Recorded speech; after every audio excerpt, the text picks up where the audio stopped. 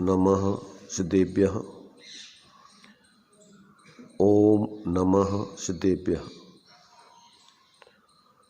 मंगलम भगवान वीरो मंगलम गौतमोगणी मंगलम कुंद कुंदाद्यो जैन धर्मोस्तु मंगलम सर्वमंगल मांगल्यम सर्वकल्याणकारकम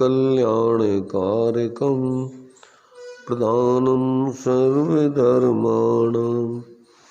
जैनं जयतु शासनं जैनं जयतु शासनं वंदितु सर्वसिद्धि ध्रुवमचलमणोभवं गतिं प्रत्ये मोक्षामि समय पाहुड मृण्मो शुद्ध केवली भणिदम्।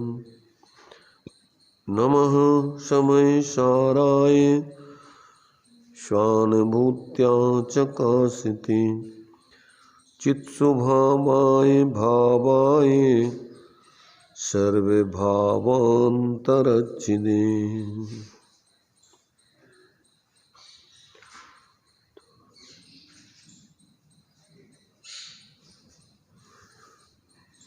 ये सर्वशुद्ध ज्ञान अधिकार अपना चल रहा है।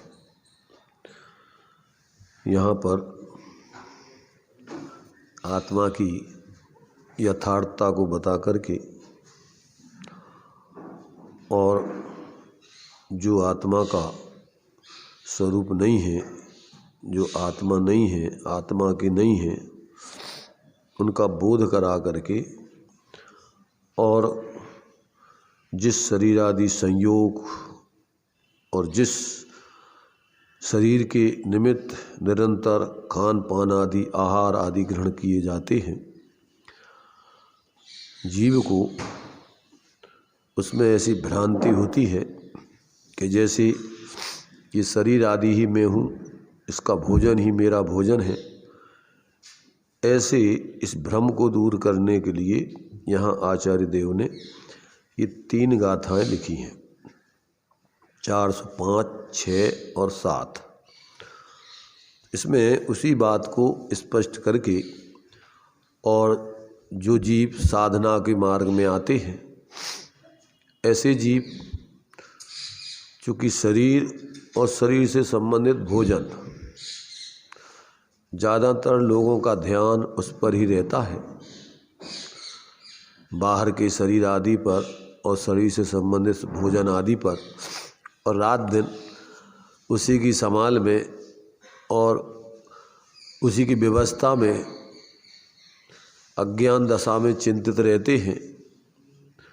और अन्य लोग भी उसी से उन धर्मात्माओं का मूल्यांकन आदि करते हैं। उस भ्रांति को यहाँ तोड़ने के लिए आचार्य देव ये गाथाएं लिख रहे हैं। आगे की गाथाएं द्रव्यलिंग और भावलिंग का स्वरूप बताकर कि जो बाहर का नग्न वेश आदि है वो मोक्ष का कारण नहीं है, उससे मोक्ष नहीं होता है। और जो अंदर में जो स्वाश्रय से प्रकट होने वाला रत्नत्रय आदि रूप भावलिंग है, वो ही वास्तव में मोक्ष का कारण है। तो ऐसा जो अज्ञानी जीवों को बाहर से ही धर्म और धर्मात्माओं का मूल्यांकन करते हैं, उसका यहाँ पर निषेध किया जा रहा है।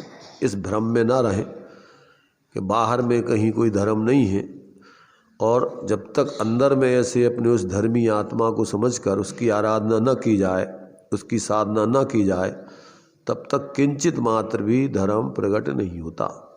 तो ये बात यहाँ अपन ने अभी कल इन 3 गाथाओं में पढ़ी थी, टीका पढ़ी थी।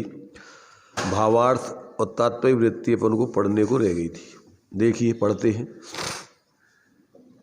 ज्ञान स्वरूप आत्मा अमूर्तिक है। आत्मा कैसी है? ज्ञान स्वरूप आत्मा अमूर्तिक है। देखो, ये जितने भी कथन होते हैं सब सापेक्ष होते हैं।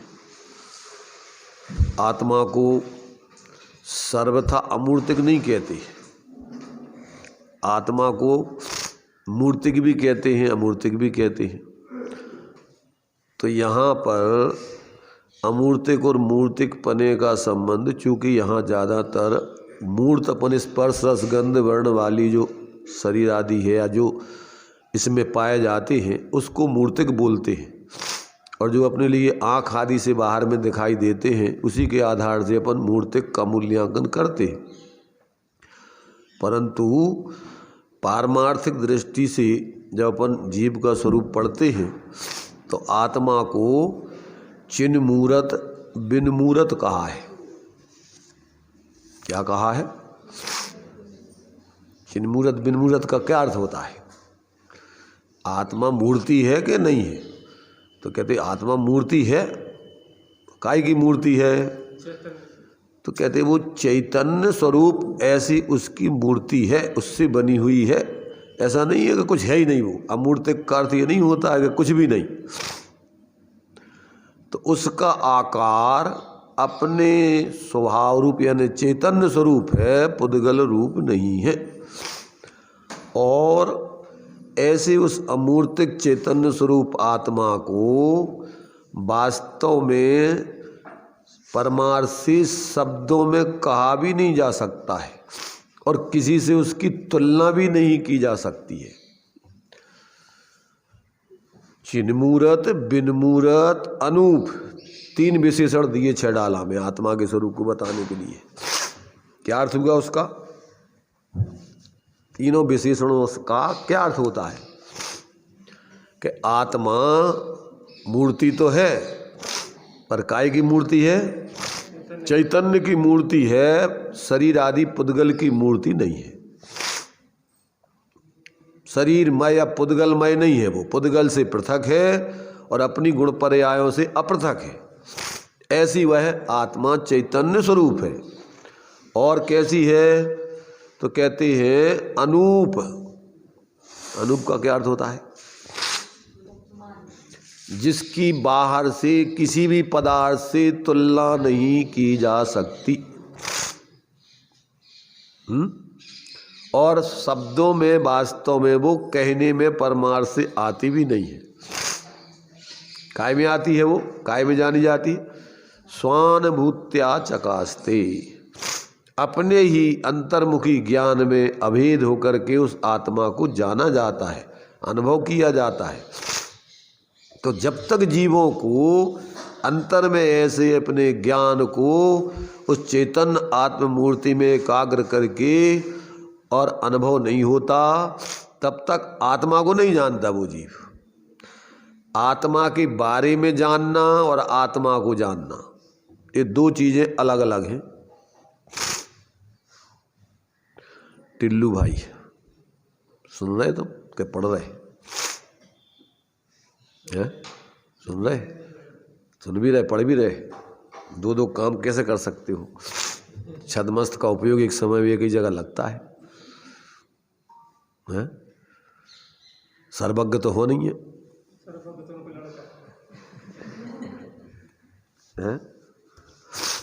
इसलिए लड़के का नाम सर्वज्ञ रख लिया। तो देखो, आत्मा जितने भी कथन किए जाते हैं वो किसी न किसी अपेक्षा से, तो अमूर्तिक कह रहे हैं तो पुद्गल की अपेक्षा, और मूर्तिक कह रहे हैं तो अपने स्वरूप की अपेक्षा। माने कोई ना कोई आकार, ऐसा नहीं है कि वो निराकार, कोई आकार ही नहीं है। एक तरफ निराकार भी कहते हैं, एक तरफ साकार भी कहते हैं। तो साकार है तो अपने स्वभाव रूप आकार है, और निराकार है तो वो पुद्गल आदि के आकार रूप नहीं है। जो 6 प्रकार के संस्थान आदि बताए हैं, आत्मा इन संस्थानों से रहे थे। आत्मा का कौन सा आकार है? परमार्थ से आत्मा देखो कोई आकार चैतन्य स्वरूप है। अब वो जिस रूप में हो, संसार में 84 लाख योनियों में भी रहे तो अभी वो अपने चैतन्य स्वरूप ही रहता है। वो उन शरीरों के आकार रूप आदि नहीं होता है। तो ऐसा अपन को यहाँ उसका स्वरूप, अब ये तो अपन शब्दों से निमित्त नैमित्तिक संबंध से ज्ञान में परोक्ष रूप से अपन विचार कर रहे हैं आत्मा के बारे में, अन्य द्रव्यादि के बारे में। तो ये तो सबके बारे में जानकारी है। आत्मा का ज्ञान होना अलग चीज है और जानकारी होना अलग चीज है। समझ में आता कि नहीं आता? तो पहले अपन को कोई भी चीज का ज्ञान करना है तो पहले उसकी जानकारी ली जाती है। क्या किया जाता है? उसके बारे में पहले सुना समझा जाता है, पढ़ा जाता है कि वो जिसने उसको देखा है, अनुभव किया है, वो उसके बारे में बताएगा सापेक्ष रूप से, स्यादवाद रूप से। और अंत में कहेगा कि भैया वो तो अनुभवगम्य है, शब्दातिक्रांत है, पक्षातिक्रांत है, विकल्पातीत है। न तो शब्दों से आत्मा को जाना जा सकता है और न विकल्पों में आत्मा को जाना जा सकता है, न किसी एक दृष्टिकोण से आत्मा को जाना जा सकता है, क्योंकि आत्मा अनंत धर्मात्मक है, अनंत गुणात्मक है। तो किस किस दृष्टिकोणों से उसके बारे में आपसे बताया जाए, कहा जाए? तो बताया जाएगा तो बहुत सीमित दृष्टिकोण बताए जाएंगे, ताकि तुम्हारे लिए उस तरफ बढ़ने के लिए, देखने के लिए प्रेरित किया जा सके।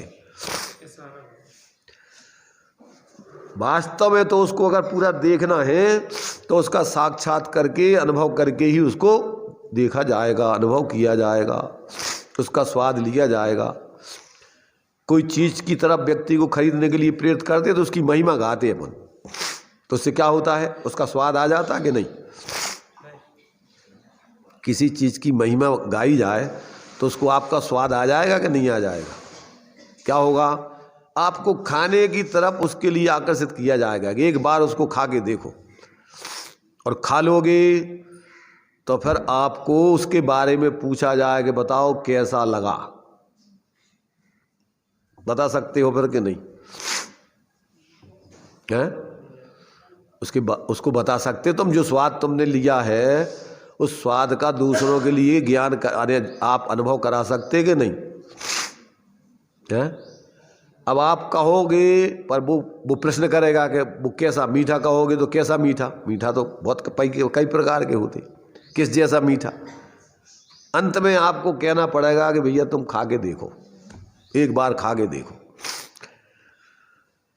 देखो जितने भी दुकानदार होते हैं वो ग्राहक के लिए आकर्षित करने के लिए बहुत महिमा गाते हैं अपने माल की, और फिर वो कहता है भैया कि ऐसा भाव, अगर ऐसा हुआ तो ऐसा। तुम एक बार ले जाओ, प्रयोग करके देखो, पहन के देखो, फिर इसके बाद में बताना आप तो है।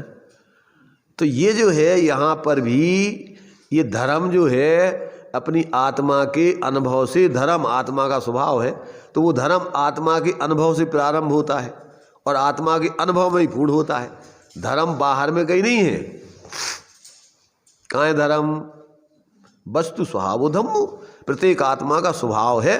तो अपन को शास्त्र, मंदिर, मूर्तियाँ, उपदेशक तो तुम्हें उस आत्मा के बारे में अनुभव करने के लिए प्रेरणा करते हैं। सब क्या करते हैं? वहाँ कहीं धर्म नहीं मिलता। रत्नगण श्रावकाचार्य जी आप लोग पढ़ रहे थे, उसके दूसरे श्लोक में दिया है, भगवान आचार्य समंत्रभद्र ने प्रतिज्ञा की कि हम धर्म को कहेंगे। कौन सा धर्म? देशयामि समीचीनम धर्मम कर्म निवर्णहम संसार दुखता सत्वान यो धरति उत्तमे सुखे। कौन से धर्म की कहने की प्रतिज्ञा की? हम उस धर्म को कहेंगे कि जो धर्म चारों गतियों के दुखों से निकालकर ऐसे आत्मिक सुख में तुम्हें ले जा कर के रख दे, हम उस धर्म के स्वरूप को कहेंगे। देशयामि समीचीनम धर्मम कर्म निवारणम संसार दुखता सत्वान। क्या कहा?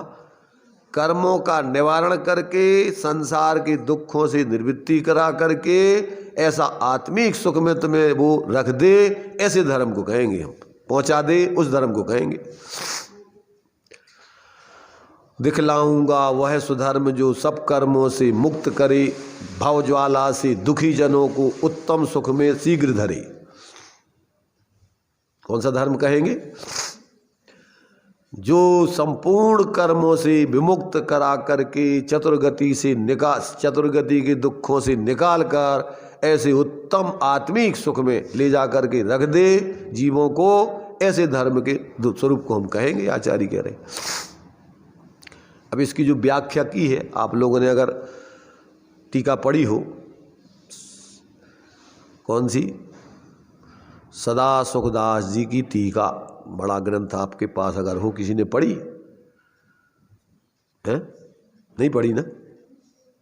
अभी जो ग्रंथ रत्नगण श्राव कचार चल रहा था, वो कौन सा, बड़ी टीका से था कि छोटी से? बड़ी से। तो उसका आपने दूसरे छंद का अर्थ पढ़ा, भावार्थ पढ़ा कि नहीं पढ़ा? बता सकता है कोई क्या लिखा उसमें? पढ़ लिया दूसरा श्लोक के नहीं है? हाँ,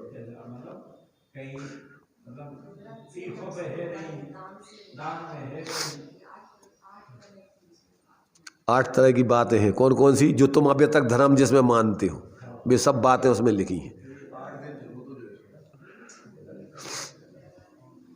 अब 8 दिन चलोगे, 16 दिन चलोगे, 8 महीना चलोगे, 8 साल चलो, पर इनको उसका भाव भाषण हुआ कि नहीं? पहले तो एक बार पढ़वे में आ जाए, और चाहे 8 दिन और 8 महीना में आवे, पर आ जाना चाहिए उसका स्वरूप समझ में कि धर्म बाहर में नहीं है, अंदर में है। और ऐसे धर्म के प्रति अपना आकर्षण बने और उसके लिए अपन पाने के लिए प्रयत्नशील हो, तो तुमने समझ लो कि श्लोक पढ़ा, स्वाध्याय किया उसका। नहीं तो 8 दिन और 15 दिन और 20 दिन तो ये सिर्फ वक्ताओं की महिमा है अपनी, कि हमने भैया देखो कितना 8-15 दिन तो एक गाथा चलाई। तो इसमें कोई वो गाथा की महिमा नहीं है, वो काय की महिमा है? वो तो वक्ता की बुद्धिमत्ता की महिमा है उसमें। कह रहे हमने देखो साहब इतना विस्तार में उसका व्याख्यान किया। अरे भाई, कितने विस्तार में, कितने विस्तार से उसको समझाया, महत्व उसका नहीं है। समझ में हमारी आया कि नहीं? महत्व उसका है। तो इसमें देखो, ये जो है इसमें हम पढ़ के सुना देते हैं आप लोगों को एक बार, ताकि तुम्हें फिर से याद आ जाए। कह रहे अपन ने ये पढ़ लिया होता तो फिर तो अपन आनंदमय हो जाते, पर अपन ने पढ़ डाला, आगे बढ़ गए पढ़ के, छोड़ के। तो देखो इसमें यहाँ कहते हैं, संसार में धर्म ऐसा नाम तो समस्त लोक कहता है। सारी दुनिया धर्म धर्म धर्म धर्म सब कोई कहे। अपना देश तो धर्म प्रधान है। ऐसा कोई व्यक्ति नहीं मिलेगा आपको कि जो धर्म नहीं करता हो, और ऐसा कोई व्यक्ति मिलेगा जो धर्म करता हो। क्या कहा? ऐसा कोई व्यक्ति नहीं मिलेगा जो धर्म नहीं करता हो, और ऐसा कोई व्यक्ति मिलेगा जो धर्म करता हो। क्या अर्थ समझ में आया? दोनों का अर्थ कि नहीं? टिल्लू भाई बता सकते तुम? 2 बातें कही हमने, कौन सी कही? बोलो। धर्म हर व्यक्ति करता है। ऐसा कोई व्यक्ति होता है जो धर्म करता है। क्या अर्थ हुआ? माने धर्म तो कहते हैं वे कि हम धर्म कर रहे, पर धर्म का जो मूल स्वरूप है, जब तक वो जान करके नहीं करो तब तक धर्म होगा ही नहीं। आज तक अपन ने भरम में धर्म माना, धर्म तो था ही नहीं। अगर धर्म हो गया होता तो अपन इतने पैदा ही नहीं होते, मोक्ष में हो जाते, मोह रहित दशा हो गई होती। तो यहाँ ये देखो, धर्म का स्वरूप बता रहे अपन को आचार्य ज्ञानी धर्मात्मा। ध्यान से सुनो, और दिमाग में अपने जो क्या होता है, कभी कभी व्यसन लग जाए ना। अपने यहाँ देखो मूर्ता है बहुत प्रकार की। धर्म मूर्ता सबसे खतरनाक मूर्ता होती है। धर्म मूर्ता अपन को सम्यक दृष्टि की मूर्ता नहीं होती। कौन कौन सी मूर्ता है?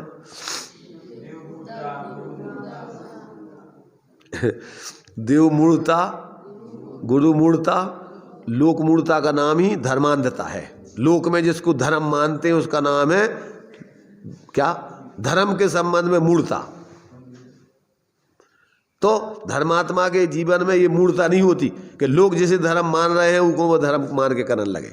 जो धर्म है उसको समझ के करता है, सारी दुनिया उसके विरोध में हो जाए, परंतु वो वास्तविक धर्म को नहीं छोड़ेगा। क्यों कि बहुमत से तो धर्म होता नहीं है, धर्म तो अल्प मत में, अति अल्प मत में, अल्पतम मत में होता है।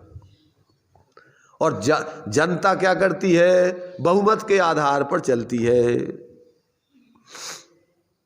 जिस धर्म संप्रदाय में भीड़ ज्यादा हो, सोचते ये बहुत श्रेष्ठ धर्म है, ये बहुत बड़ा धर्म है, इसलिए अपन प्रदर्शन करके धर्म का प्रचार प्रसार करते हैं, भीड़ इकट्ठी करके ज्यादातर, जबकि उसमें धर्म फर्म कुछ है ही नहीं।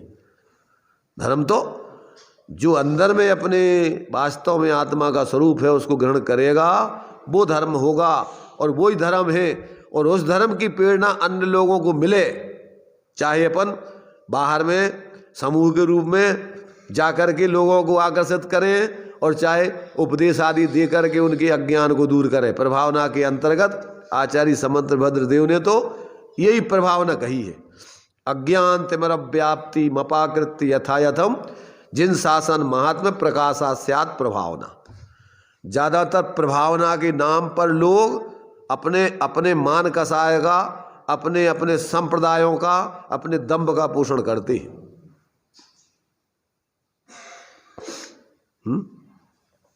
अपनी शक्ति प्रदर्शन करके बताते हैं कि हम देखो कितने संगठन, इतने लोग, इतनी हमारी शक्ति है धर्म के क्षेत्र में। तो ये धर्म कोई शक्ति प्रदर्शन का काम नहीं है, यहाँ तो शक्ति दर्शन का नाम है। अंदर में जो अनंत शक्तिमय अपना स्वरूप है उसका दर्शन करने का नाम धर्म है। तो यहाँ देखो इसमें जो लिखा है आप लोग फिर से देखेंगे और उसको अपन सोचो कि क्या ऐसा धर्म हम अपने जीवन में स्वीकार करके और फिर उसकी साधना करते हैं कि ढर्रे में चलते हैं, उसी में अपना जीवन धर्म के नाम पर पूरा करके और फिर अंत में हताश उदास पछताते हुए चले जाते। जब क्यों कि धर्म की आराधना होगी तो अंत में घबराहट होगी, क्योंकि खाली लगेगा आप कहाँ जाएंगे क्या होगा। और जिसने धर्म समझ लिया होगा वो शांति से समाधि पूर्वक बिल्कुल निसंग होकर के शरीर का त्याग करके जाएगा। क्या तो देखो इसको पढ़ते हैं ध्यान से। आप लोगों ने पढ़ चुके 8 बातें विशेषता कह रहे, अब कौन सी 8 बातें हैं फिर से देख लो एक बार। क्यों कि अपना स्वभाव है भुलक्कड़ी। देखो और चीज़ें तो सुनो, और चीज़ें तो ये तो 8 दिन कह रहे, तुम महीना भर कह रहे तो तुम और आगे बढ़ गए तो क्या कह रहे सुनो, अब महीना भर और 8 दिना में तुम्हारे समझ में कितो आओ, हम तो जा कह रहे मूल में। तुम्हें अगर उनमें से एक ही भाव समझ में आ जावे तो बहुत है, महीना भर और 8 दिन चलो। तो इसमें देखो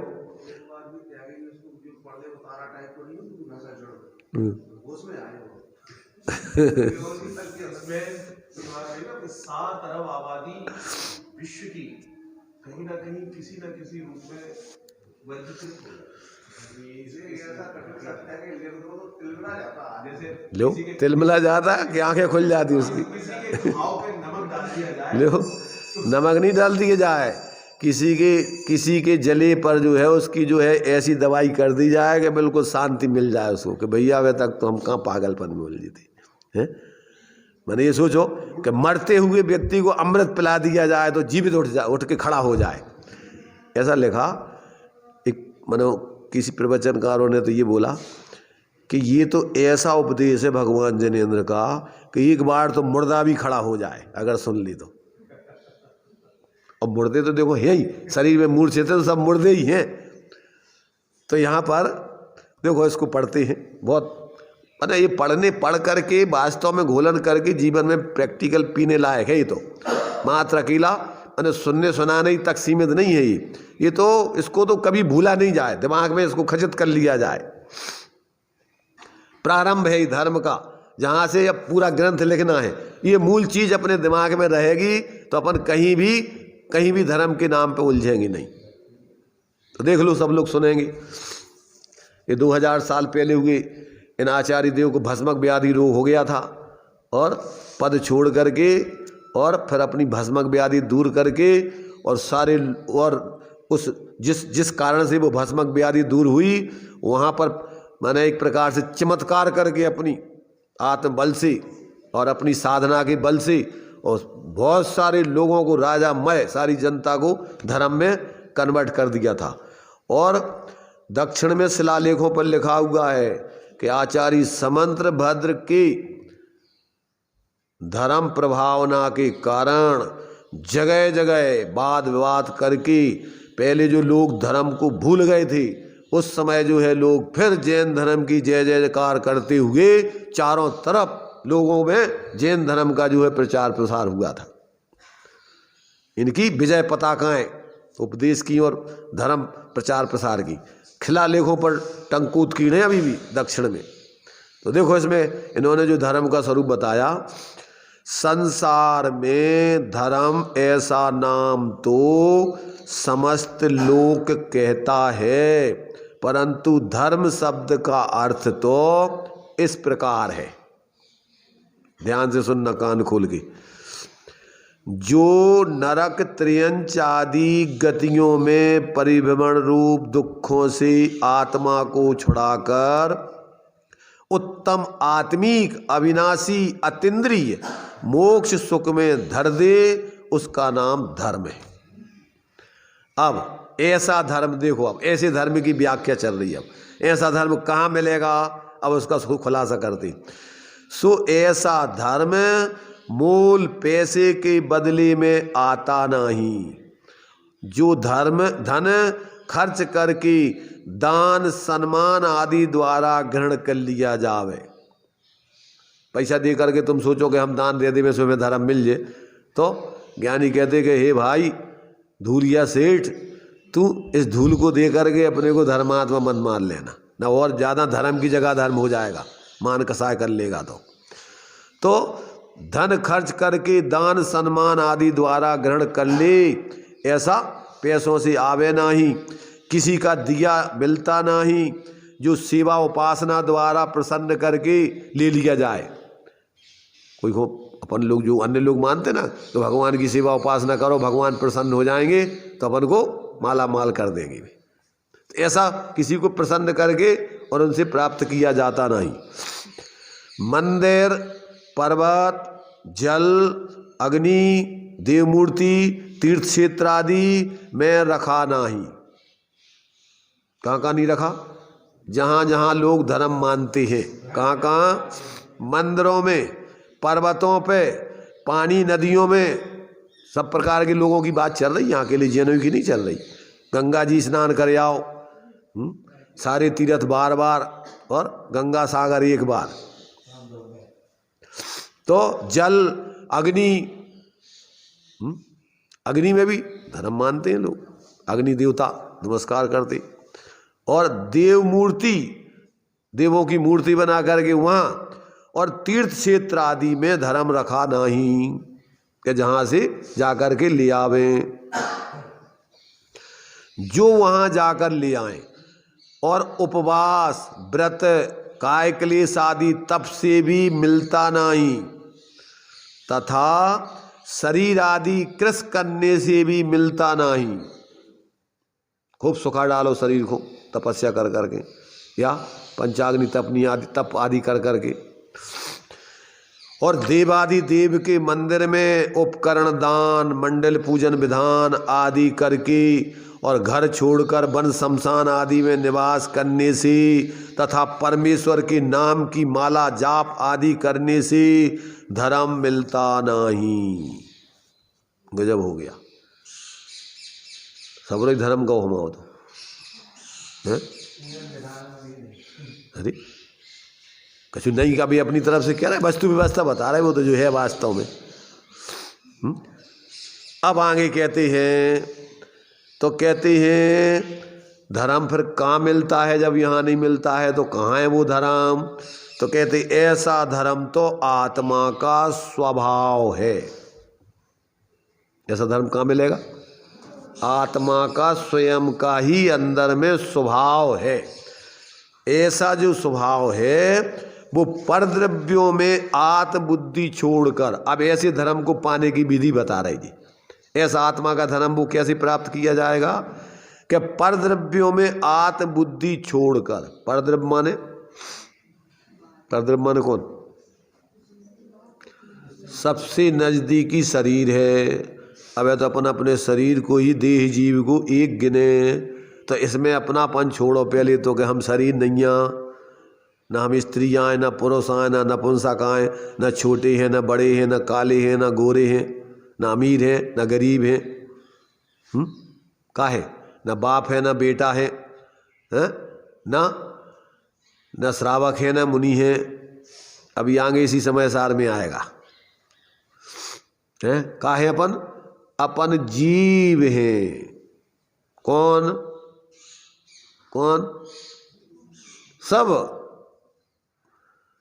तो कहते हैं कि ऐसे परद्रव्यों में आत्म बुद्धि छोड़कर, माने उसमें अपनेपन की कल्पना की ये मैं हूँ, प्राणों में से निकलना बहुत मुश्किल है। हमें तो सुनने में समझने में पहले तो बहुत तकलीफ है कि जो कौन सा धर्म में आए।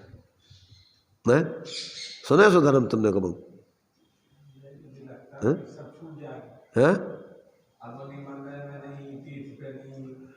अब यहाँ ही बता रहे तो मैं ऐसे छोड़ के नहीं भागने कहूँ और कहूँगा अभी बता रहे लौट के, अब तुम काय घबरा रहे। पहले तुम जो मूल धर्म है वो समझ लो, तो ये सब फिर धर्म में आ जाएंगे। अभी पहले तुम पहले क्या बता रहा है कि पहले तो मूल समझो, और बिना मूल के ब्याज कहाँ से मिले तुम्हें? मूल तो जमा कराओ नहीं और कि हमें भैया ब्याज कितने दो तुम, है मिल जाएगा नहीं। तो जो तो ब्याज को धर्म आए फिर बाहर में, जब तक आप संसार में रहोगे और इस धर्म को करोगे तो ये तो सहजता में तुम्हारे लिए बाहर में धर्म के अनुकूल साधन आदि पुण्य के निमित्त मिलाएगा, पर मूल में धर्म तो जो है वो समझो पहले। तो देखो ऐसा कहते हैं जो धर्म है, परद्रव्यों में आत्मबुद्धि छोड़कर अपने ज्ञाता दृष्टा रूप स्वभाव का, जो ज्ञाता दृष्टा रूप निरंतर तुम्हारा जानना देखना कहाँ हो रहा है? कब नहीं होता है जानना देखना? क्या कहा? जानना देखना कब नहीं होता? किसको नहीं होता? नींद में, जागृत अवस्था में कौन सा समय है कि जब वो जानना देखना आपका रुक जाता है? तो ऐसा जो अपना स्वभाव है, जो ज्ञाता दृष्टा रूप है, उसी का अंतर में झुक करके अनुभूति पूर्वक श्रद्धान और ज्ञायक स्वभाव में ही लीनता रूप आचरण, वह धर्म है। क्या है धर्म? ऐसे अपने उसी आत्मा की अनुभूति प्रतीति और उसी में स्थिर होना, इसका नाम, जिसको मोक्ष मार्ग कहते हैं। तत्वार सूत्र का पहला सूत्र, सम्यक दर्शन ज्ञान चारित्राणी मोक्ष मार्ग। और इसका तीसरा श्लोक, सदृष्टि ज्ञान वृत्तानि धर्मम। भी अपन को समझ में नहीं आता, अभी सुनते तो है परंतु ऐसे ही सुनते ऊपर ऊपर,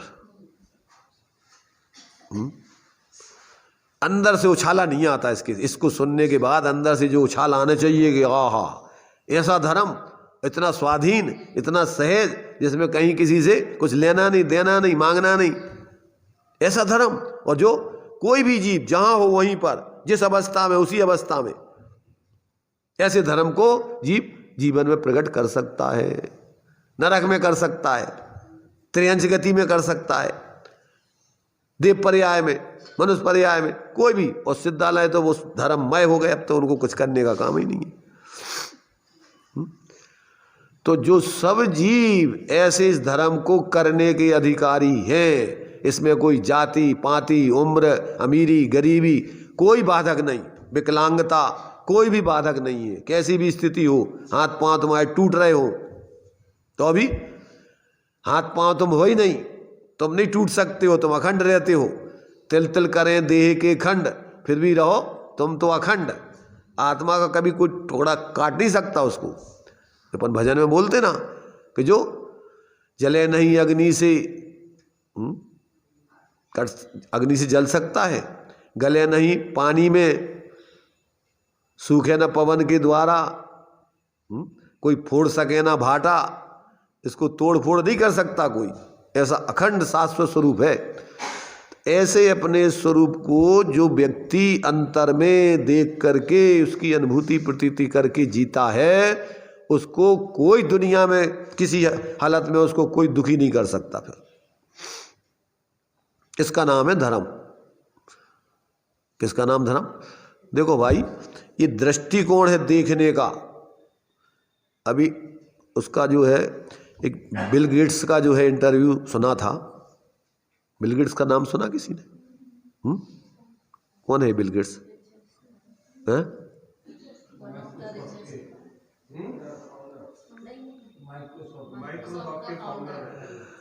ये सबसे धनाढ्य विश्व का व्यक्ति है, अमेरिका का। थे हो गए जो भी है, अभी भी उसकी प्रॉपर्टी तो सब है। जो भी हो, उस समय जिस समय वो विश्व के सर्वश्रेष्ठ धनाढ्य व्यक्तियों में थे, उस समय उनका इंटरव्यू लिया कि आप धनाढ्य व्यक्ति से धनाढ्य व्यक्ति की परिभाषा पूछी कि आप दुनिया में सबसे अमीर किसको मानते हो। किससे पूछा गया? दुनिया में सबसे अमीर व्यक्ति से पूछा जा रहा है लोगों की नज़रों में। उसकी नज़रों में कौन धनाढ्य है वो बताना चाह रहे हैं। तो उस व्यक्ति ने एक बहुत गरीब सा लड़का ला करके खड़ा किया कि मैं इसको दुनिया का सबसे धनाढ्य व्यक्ति मानता हूं। इसको लाके खड़ा किया। एक सामान्य व्यक्ति था जो पेपर सुबह आते हैं उसको बांटता था। ऐसे उस बच्चे को ला करके, एक लड़के को ला करके उसने खड़ा किया कि मैं इस व्यक्ति को सबसे दुनिया का धनाढ्य व्यक्ति मानता हूं, अमीर। पूछा गया कि भैया क्यों ऐसा मानते हो तुम इसको? तो उसने अपने जीवन की घटना सुनाई कि जब मैं सामान्य साधारण था, मुझे कोई जानता नहीं था, मेरे पास इतनी धन संपत्ति नहीं थी, तब मैं एक बार प्लेन से कहीं गया था। उस समय भी मैंने प्लेन से आने जाने में होती, तो वहाँ पर जो है उस हवाई अड्डे पर जहाँ उतरा था, वहाँ पेपर बेचने वाला ये पेपर बेच रहा था। तो वहाँ हम जब पेपर देखा और फिर हमने ख़रीदने के लिए जेब में देखा तो पैसे हमारे पास फुटकर पैसे नहीं थे। तो हमने वो पेपर रख दिया। तो इसने पूछा हमसे कि क्यों साहब, क्यों रख दिया? कह लगे हमारे पास पैसे फुटकर नहीं है, इसलिए हम नहीं ले पा रहे। तो उन्होंने कहा कोई बात नहीं, आप इसको ले जाइए, पैसे की चिंता मत कीजिए, आप इसको पढ़िए, ले जाइए। उसने पेपर दे दिया, हम लेके चले गए। फिर कुछ दिनों के बाद फिर हमें किसी कारणवश जाना पड़ा और उसी हवाई अड्डे पर फिर पहुँचे तो फिर ये पेपर वहाँ बेच रहा था। फिर हमने उसको पेपर खरीदने के लिए गए और फिर उस वही परिस्थिति, पैसे हमारे पास जो है वो छुट्टा नहीं थे, तो हमने ख़रीदा नहीं। तो इसने कहा क्यों साहब, क्या बात है?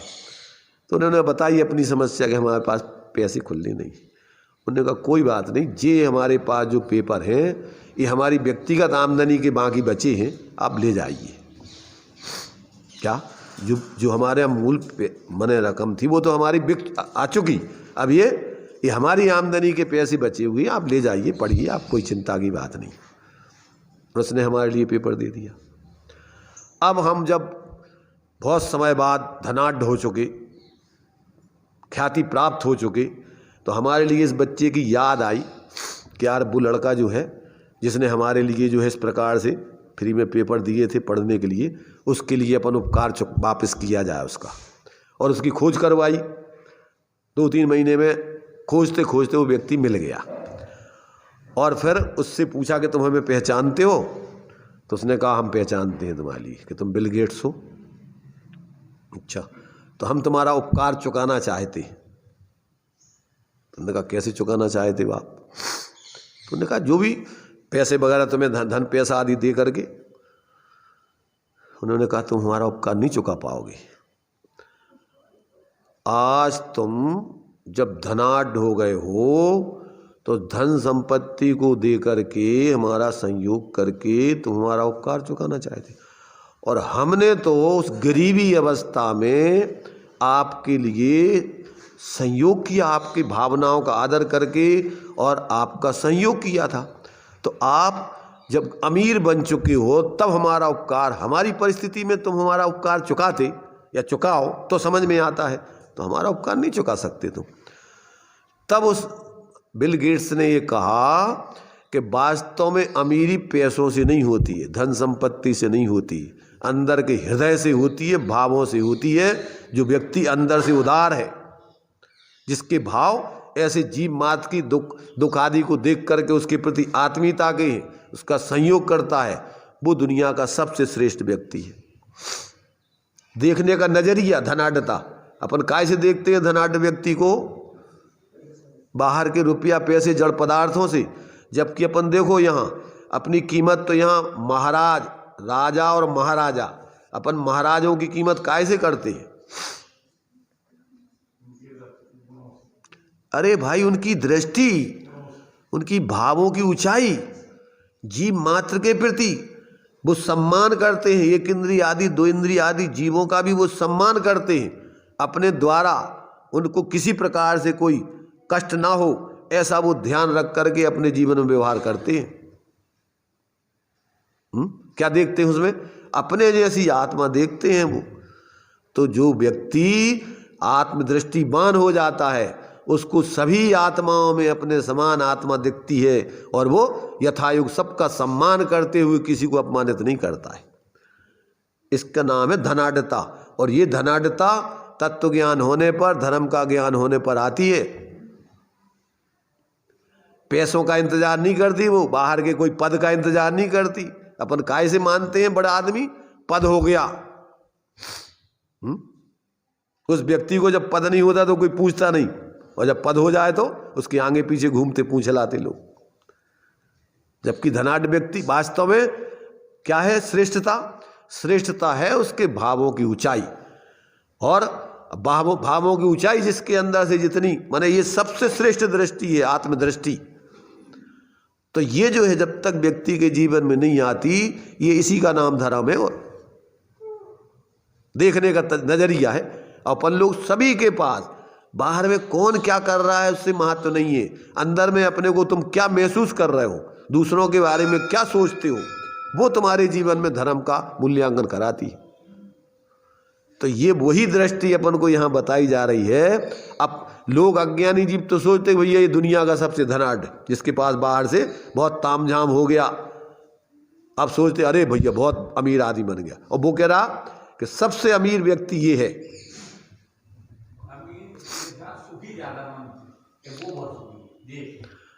अरे भाई, अमीर अपन पैसा इकट्ठा कर रहे हैं दुखी होने के लिए कि सुखी होने के लिए? जो कुछ कर रहा है वो काय के लिए कर रहा है? तो अब उससे क्या कहने की जरूरत कहाँ है कि जो व्यक्ति अंदर में हर परिस्थिति में क्या रहता है? सहज रहता है, सुखी रहता है, बाहर की परिस्थितियों से प्रभावित नहीं होता है। मुनिराज की क्या स्थिति है? अरि मित्र महल मसान कंचन कांच निंदन थुतिकरण अर्घाव तारण असी प्रहारण में सदा सदा काल वो अपने सहज स्वरूप की आराधना में दत्त चित्त रहते, वो किसी से प्रभावित नहीं होते। कोई उनकी पूजा करो, निंदा करो, गाली दो, प्रशंसा करो, उनके कोई शत्रु मित्र होते ही नहीं। सबको जीव दृष्टि से देख करके, आत्मी दृष्टि रख करके जीते। और जब तक ये दृष्टि नहीं आती तब तक हमारा जीवन 24 घंटे पागलपन में चलता है। कछु न कछु विशेष करके और अपने को विशेष बताना चाहते हर व्यक्ति, समझ रहे ना? बाहर में व्यक्ति की पकड़ अपने स्वरूप को छोड़ के बाकी पद, पैसा, प्रतिष्ठा, प्रशंसा, प्रसिद्धि, प्रदर्शन, प्रतिस्पर्धा, इनमें रात दिन व्यक्ति लगा रहता है। नहीं दे रही है सुनाई है? मकार नहीं है, पकार है जी। मकार तो मध्य मास मधु बोलते, पर ये पा के ऊपर है। पद, पैसा, प्रतिष्ठा, प्रसिद्धि, प्रशंसा, प्रतिस्पर्धा, प्रदर्शन, ये सब 7 पा। और इनमें से ही अपन कहीं ना कहीं देखो अपने को अंदर, तो इन्हीं में पूरा 24 घंटे व्यक्ति घूमता रहता है, इसी के लक्ष्य से जीता रहता है। अंदर में इनसे रहत अपने स्वरूप को कभी देखते ही नहीं है। क्या करते अपन बताओ? इन्हीं के दायरे में जीते रहते, पैसों के पीछे, पदों के पीछे, है प्रशंसा के पीछे, झूठी प्रशंसा। अरे काय की प्रशंसा? ख्याति लाभ पूजा जो पढ़ते अपन, जो ख्याति लाभ पूजा आदि चाहे, तो यही तो है सब झूठी चाहे। तो जब तक अंतर में अपन ऐसी आत्मदृष्टि स्वभाव दृष्टि नहीं बनेगी तब तक अपने जीवन में सही धर्म शांतिमय यथार्थ स्वाश्रय जीवन वाला धर्म आता नहीं है। और उसके बिना जीवन में शांति मिलती नहीं। कौन देगा शांति? तो ये जो है यहाँ वही बात बता रहे कि ऐसा जब ये जीव परद्रव्य में आत्मबुद्धि छोड़कर अपने ज्ञाता दृष्टा रूप स्वभाव का श्रद्धान ज्ञान और अनुभवन करता है, आचरण करता है, वह धर्म है। और जब उत्तम क्षमादि 10 लक्षण रूप अपने आत्मा का परिणमन तथा रत्नत्रय रूप और जीवों की दया रूप अपने आत्मा की परिणति होगी, तब अपना आत्मा अपने आप ही धर्ममय हो जाएगा। कैसे होगा धर्ममय? अपनी परिणति जब ऐसी 24 घंटे अपने स्वभावमय जिएंगी तो वो आत्मा धर्मात्मा होगा। तो ऐसा जो है तब आत्मा अपने आप ही धर्म रूप हो जाएगा। परद्रव्य क्षेत्र काल आदि तो निमित्त मात्र है। क्या है ये सब? अपने लिए इस बात को समझने समझाने के लिए निमित्त मात्र हैं। जितने भी धर्म के आयतन है वो देव गुरु धर्म आप तागम पदार्थ ये सब इस धर्म के स्वरूप को समझने में निमित्त मात्र हैं। तो ऐसा कहते हैं कि ये सब पर द्रव्य क्षेत्र काल भाव आदि तो निमित्त मात्र हैं। जिस समय यह आत्मा राग आदि परिणति छोड़कर बीतराग रूप हुआ दिखाई देता है तभी फिर मंदिर प्रतिमा तीर्थ दान ताप जाप समस्त ही धर्म रूप होते हैं। जो भी काम करता है वो अपने स्वभाव के लिए और स्वभाव को लिए करता है।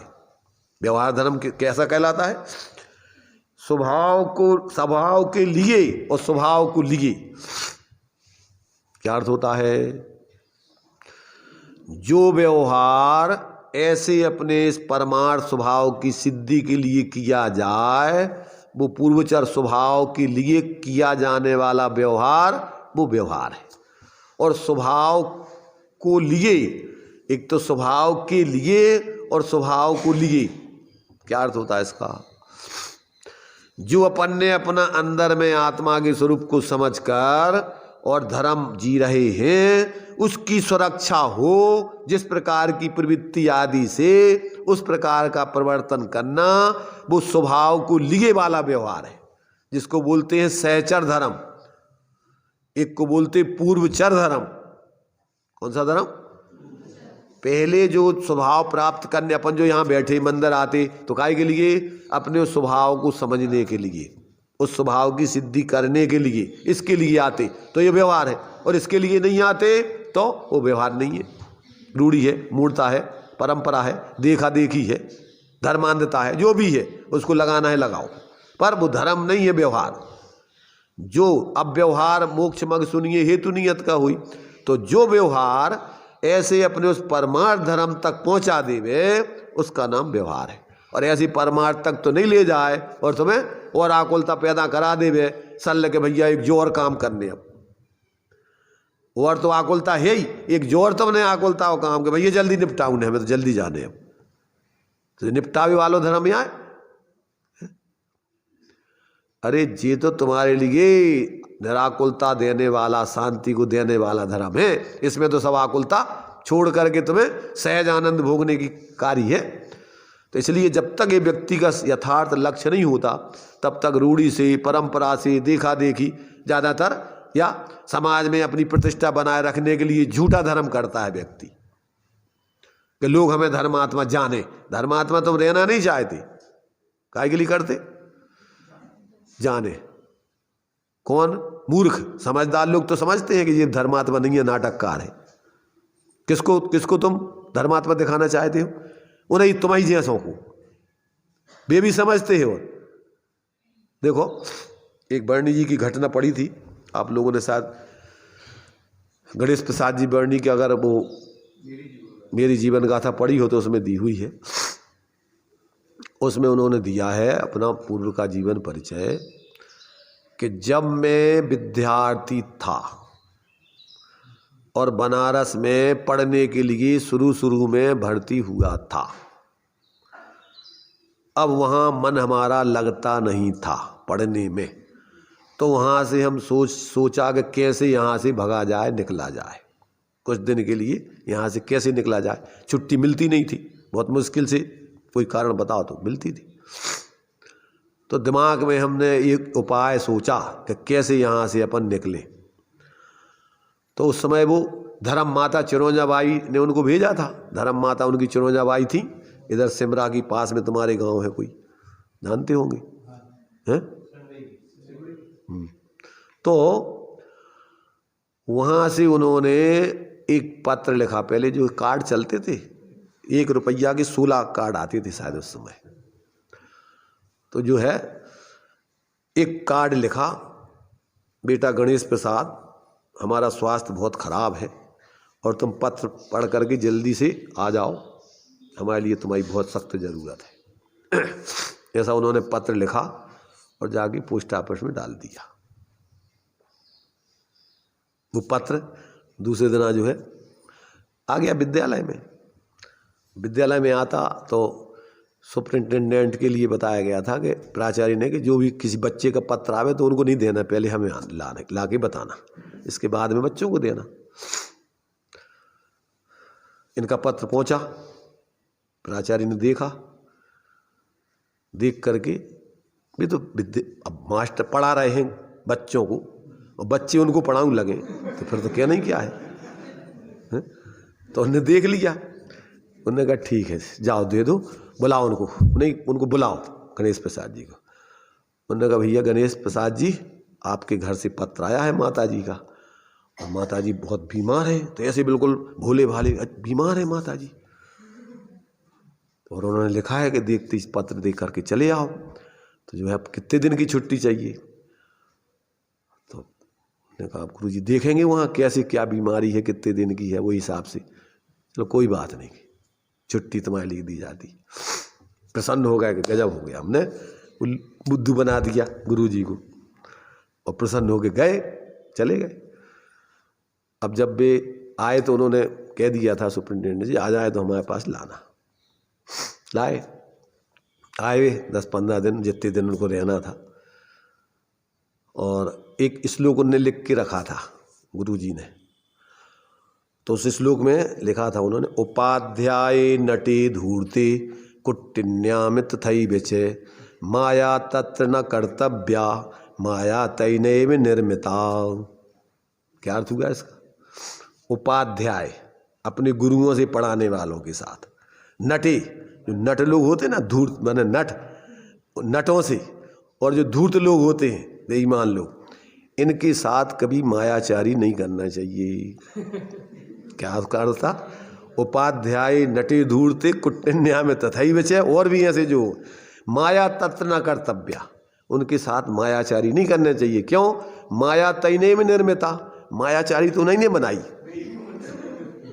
तुम उनसे मायाचारी करवे के ला। तो क्यों कहीं याद करके लाना इस श्लोक को। अब संस्कृत तो पढ़ा रहे थे, संस्कृत विद्यालय था, इस श्लोक को याद करके लाना, दे दिया और ले गए। वे पढ़ो, सुन की आंखें खुल गई, रोने लगे वे। तत्काल लौट के आ गए, अरे क्या बात हो गई बेटा? अभी बोलते ही नहीं मैंने उन पर। कह रहे क्या है, बताओ क्या? अच्छा क्या बात है? अभी बोलते नहीं मैंने उनने समझ ली, कोई बात नहीं। उसको कहा जाओ सुपरिंटेंडेंट, इनके लिए ले जाओ, एक पाव दूध बढ़ा देना, अच्छा बच्चा है, पढ़ाई करेगा, जाओ। उस दिन के बाद फिर वो दिन है, फिर उनने कभी जीवन में मायाचारी करके झूठ नहीं बोला किसी को। तो कहने का मतलब अपन शिक्षक भी कितने मनोवैज्ञानिक होंगे। तो बस भाई सब देखो सुधारने के लिए विद्यार्थियों को पढ़ाया जाता है, कोई उनके लिए कोई अपने थोड़ी बताना। उनका जीवन शोधन करने के लिए पहले गुरुकुलों में भेजते थे, तो वो तो जीवन जीना सिखाते थे, अकेली ये शास्त्रीय पढ़ाई थोड़ी थी कुछ। तो ये जो है मतलब अपन दूसरों को जो स्वयं धोखेबाजी से जी रहे हैं, उनमें अपन अपने को धर्मात्मा दिखाना चाहें, वे नहीं समझते। तो वो ये श्लोक सबके सामने सबके साथ लागू होता है कि तुम उन मायाचारियों को, स्वयं जो मायाचारी करके 24 घंटे जी रहे, और उनकी नज़रों में तुम अपने को धर्मात्मा दिखाना चाहो, तो मान लेंगे भी तुम्हें धर्मात्मा। भ्रम से कोई भोले जीव होंगे तो मान लें, परंतु समझदार लोग नहीं समझते। और फिर तुम किसको ठग रहे? मूल में तो अरे तुम अपना ही जीवन खराब कर रहे हैं ना, उसमें किसकी हानि है भाई? उनकी नहीं।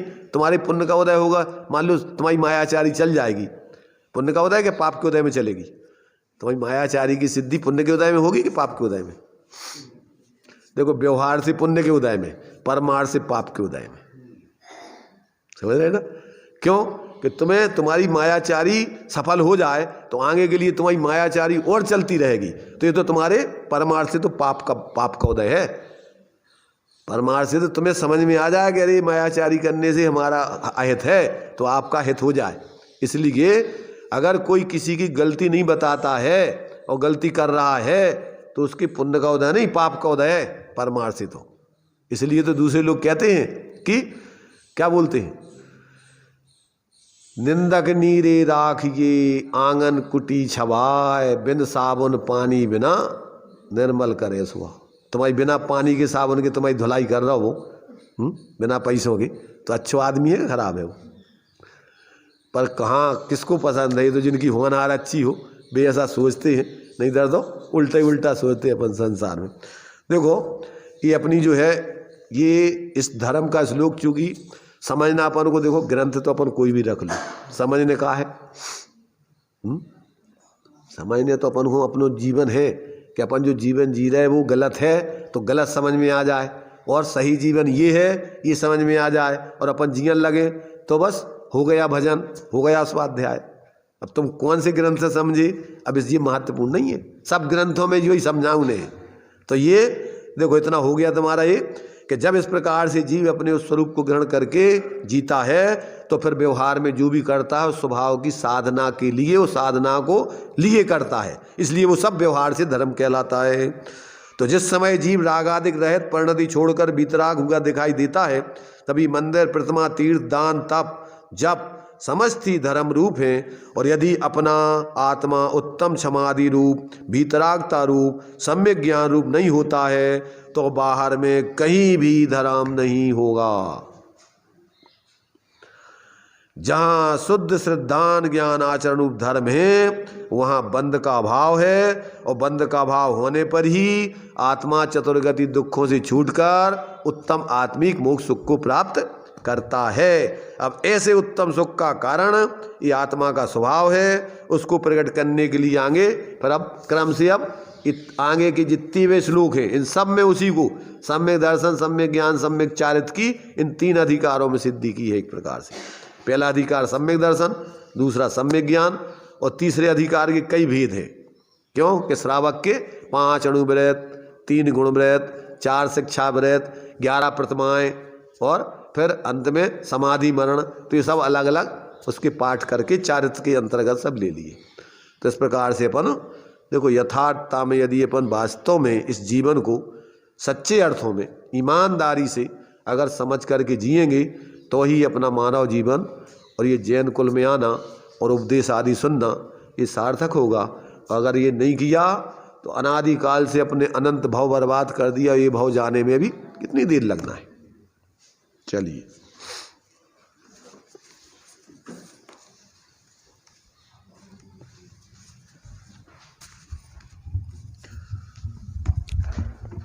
अभ्यास हो तत्व का ही निरंतर, संशय विपर्य अरे दूर भागे। जिनागम पढ़े और पढ़ावें सभी को, सदा ज्ञान दीपक सुजलता हो आगे। आज जो सभा दिख रही है वो निरंतर यहाँ स्वाध्याय चलता रहता है, इस कारण से यह सभा व्यवस्थित है। आज आप समय सार सुन पा रहे हैं, उसकी नींव है रत्कर्ण श्रावकाचार, क्योंकि आपने श्रावकाचार्य जी पढ़ा है, अन्य ग्रंथों का स्वाध्याय किया है। हमारे ऋषभ भैया 12 महीने स्वाध्याय करा रहे हैं, जो बहुत ही हमारे रानीपुर का सौभाग्य है। और इस अभ्यास से ही, ज्ञानाभ्यास से ही वास्तव में हमारा हित होने वाला है। यहाँ पे आचार्य देव कह रहे हैं वास्तव में धर्म क्या है, असली धर्म क्या है। किसी क्रिया में धर्म नहीं है, वेश में धर्म नहीं है, कहीं बाहर धर्म नहीं रखा है। धर्म तो आत्मा का स्वभाव है।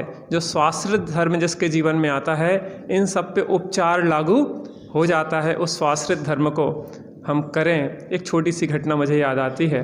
एक राजा बहुत दुखी था, इतना दुखी था, वो सोचता था कैसे सुखी हूँ। किसी सन्यासी के पास गया। सन्यासी ने कहा तुम एक काम करो, किसी सुखी व्यक्ति की कमीज पहन लो तो तुम सुखी हो जाओगे। चारों ओर भेजा गया, लेकिन जो कमीज वाले थे वो सुखी नहीं दिखे। कहने सुखी जो दिखे जिनके पास कमीज नहीं थी। कमीज नहीं समझे, शर्ट।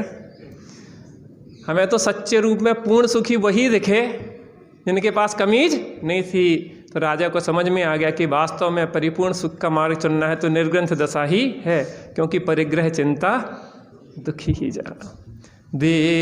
देवाणी